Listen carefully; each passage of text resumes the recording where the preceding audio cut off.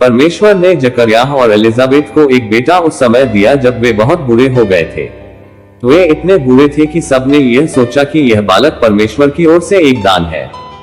हर बच्चा अनमोल होता है, परंतु इसके लिए एक बहुत विशेष बुलाहट थी। परमेश्वर ने उसे उसकी मां के गर्भ धारण करने से पहले ही उन्हें दे दिया था। गैब्रिएल, जो परमेश्वर का सबसे शक्तिशाली दूत था, उसने परमेश्वर के मंदिर में, जो पृथ्वी का सबसे पवित्र स्थान है, इस बालक के जन्म होने की घोषणा की। परमेश्वर ने यह घोषणा की कि यह बालक एलियाह नामक महान नबी की आत्मा में आएगा।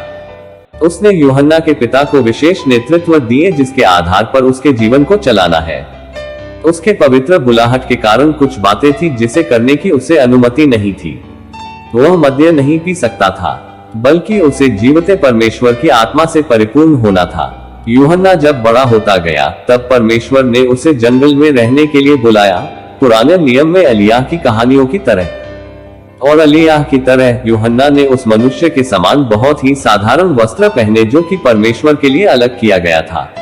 वह ऊंट के खुरखुरे बालों से बनाया गया था।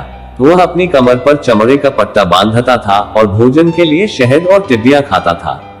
उसके लंबे और नीरस दिनों की कल्पना कीजिए जो उसने परमेश्वर के वचन पर मनन करने के लिए बिताया होंगे। उन अंधेरे और सर्द रातों की कल्पना कीजिए जो यूहन्ना ने रात के उन चमकते हुए तारों के नीचे बिताकर प्रार्थना में लगा रहा और अपने हृदय से परमेश्वर की इच्छा पर चला। समय आ गया था कि इस्राएल के देश में यूहन्ना जाए। परमेश्वर के लोगों को उसे एक महत्वपूर्ण संदेश देना था।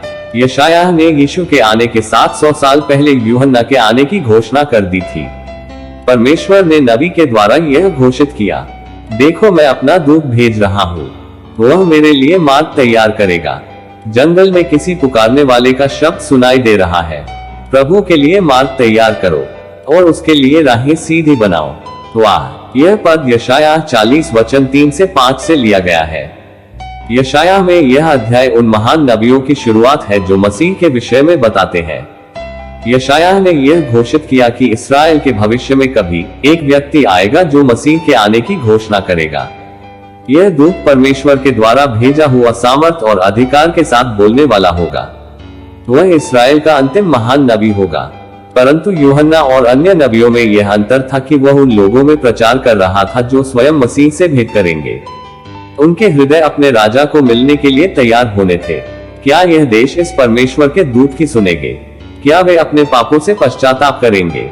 समय आ गया था जब परमेश्वर ने यूहन्ना को जंगल को छोड़कर अपनी सेवकाई को शुरू करना था। जब यूहन्ना बपतिस्मा देने वाला प्रचार करता था तब वह यशायाह 40 की मदद से यहूदी लोगों को समझाता था कि वह कौन है। जिस तरह हम समय को नापते हैं यह शायद 26 ईस्वी में हुआ होगा, परंतु उन दिनों में समय को इस तरह नहीं नापा जाता था। उस समय रोम के सम्राट जितने साल राज करते थे उस हिसाब से सालों को नापा जाता था।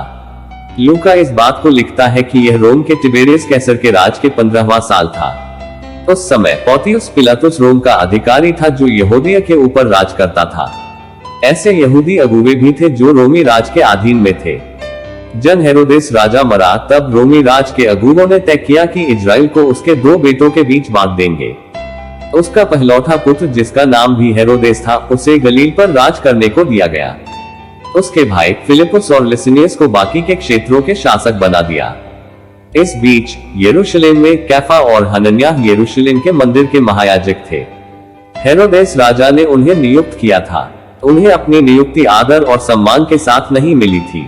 उन्होंने इस्राएल के उच्च धार्मिक अधिकार को राजनीतिक तरीकों के द्वारा हासिल करने की आज्ञा दी। यह एक बहुत ही भयंकर तरीका था महायाजक बनने का, जो पवित्र परमेश्वर और उसके लोगों के मध्यस्थ होने के लिए बनाए जाते हैं। परंतु यरूशलेम में महायाजक बनना एक बहुत ही जबरदस्त अधिकार होता है और यह उन लोगों को अपने स्वार्थ को पूरा करने के लिए आकर्षित करता था। उन्हें परमेश्वर के बच्चों के लिए धार्मिक अगुवे बनकर रहना था, परंतु उनके हृदय उसकी इच्छा को पूरी करने से बहुत दूर थे।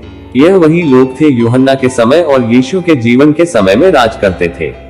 उन सभी के पास संसारिक अधिकार थे, परंतु यूहन्ना बपतिस्मा देने वाला परमेश्वर की आत्मा में आया और वह परमेश्वर के राज्य के लिए जिया।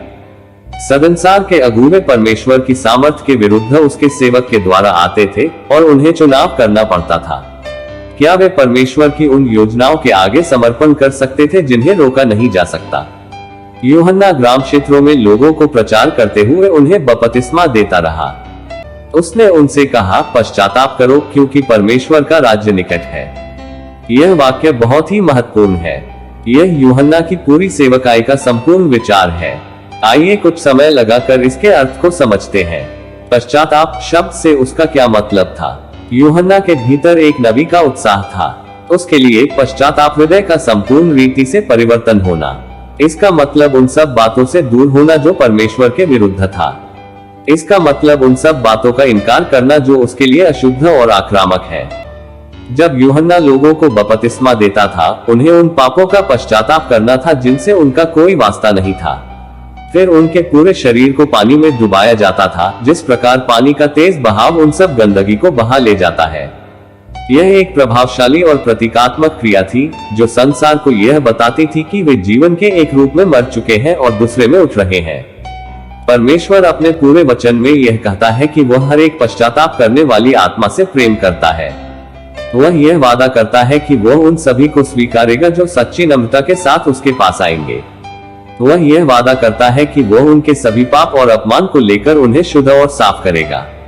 वह वादा करता है कि वह उन सभी को जो उस पर भरोसा रखते हैं और धार्मिक जीवन जीने की खोज करते हैं, उन्हें सामर्थ्य देगा।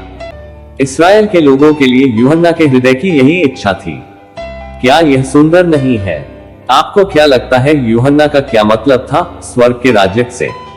जब एक यहूदी व्यक्ति इस वाक्यांश को सुनता था या जब वे परमेश्वर के राज्य शब्द को सुनते थे, उनके भीतर कई विचार आ जाते थे।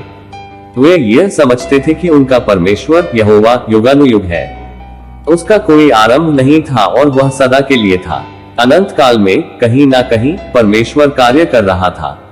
उसने पूरी सृष्टि को रचा, पूरे आकाशमंडल से लेकर सबसे छोटे कीड़े तक। यह सब परमेश्वर का ही है और इसलिए यह सब उसके महान विश्व राज्य का एक हिस्सा है। परमेश्वर ने मनुष्य जाति को उसके राज्य की देखभाल करने का एक सोच से बाहर अवसर दिया। हमें उसके शक्तिशाली सेवक होकर उसकी सिद्ध इच्छा को पूरा करते हुए उसकी सृष्टि पर राज करना है।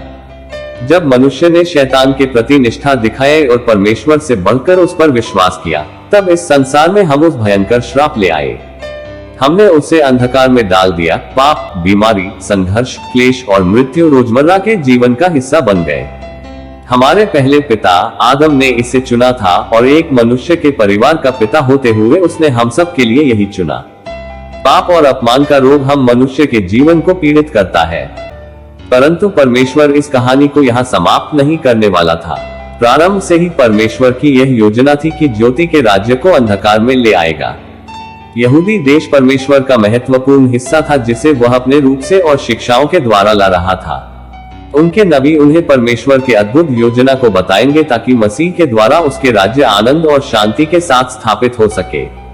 यही वह राज्य है जिसका इस्राएल को इंतजार था। यूहन्ना जानता था कि पुराने नियम में मसीह के आने की घोषणा के साथ साथ परमेश्वर का वह महान दिन आने वाला था। धर्मी जन जो प्रभु पर विश्वास करते थे और उसकी आज्ञाकारिता में जीते थे, वे बचाए जाएंगे, परंतु कठोर मन वाले और पापी नष्ट किए जाएंगे। दुष्टता से दूर होने से इनकार करने से वे स्वर्ग के राज्य के लिए अयोग्य हो गए हैं। यह दिखता था कि परमेश्वर उनका सच्चा राजा नहीं है। उनके अपने ही निर्णय उन्हें परमेश्वर के क्रोध और न्याय के लिए योग्य ठहराते हैं। यूहन्ना जानता था कि यह उसका काम था कि वह इस्राएल के लोगों के लिए चुनाव बनाने का रास्ता दिखाया। फिर भी वह भविष्य के विषय में विस्तार से नहीं जानता था। वह नहीं जानता था कि सब कुछ कैसे होगा। वह विश्वास के साथ परमेश्वर के वचन को प्रचार करने के लिए निकल गया जो परमेश्वर ने उसे एक चेतावनी के तौर दिया था ताकि लोगों को अपने उद्धारकर्ता और उसके राज्य का उस हृदय के साथ स्वागत कर सके जो पश्चाताप से साफ किया गया।